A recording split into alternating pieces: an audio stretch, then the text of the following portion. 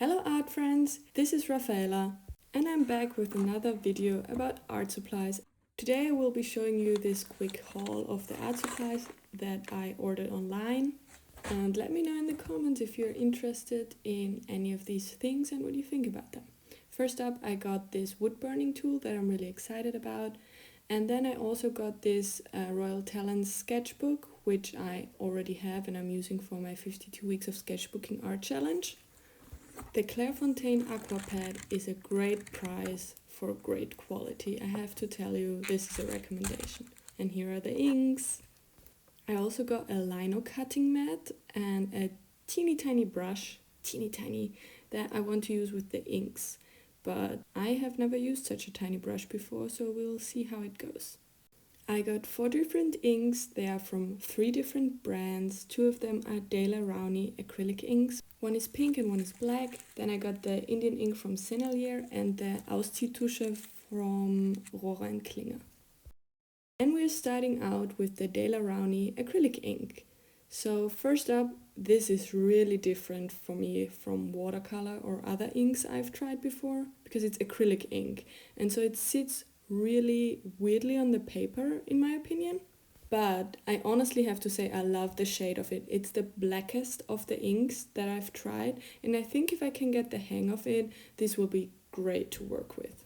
Next up we have the Rohrers Ausziehtusche that you can see here. It's from a German brand and I just bought it on a whim because I have no idea about inks actually, but I really liked it.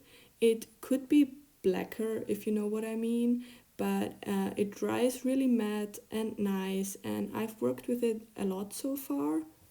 It also works great in a dip pen I have found, and it dilutes nicely, so I really like this.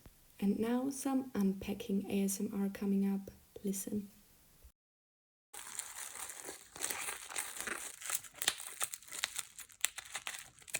So next up we're trying this Sennelier Indian ink. And if I haven't said this before, all of the inks are supposed to be waterproof after they have dried, and you should use distilled water to water them down. I also really like the Indian ink, but the difference to the other inks is that it dries shiny, which is something you have to keep in mind depending on the look that you're going for. And now the piece de la résistance. It looks really red here, but she's a gorgeous pink actually. I really love the shade. I'm so glad that I picked it up. I haven't made any proper artwork with it yet because I'm a bit afraid, to be honest, to use like pink line work or to do an all pink piece because I don't have any other colored inks. I just have the Dr. P.H. Martin's liquid watercolors, and they're not really like watercolor, but I'm not sure if they're inks either, so let me know if you know anything about that.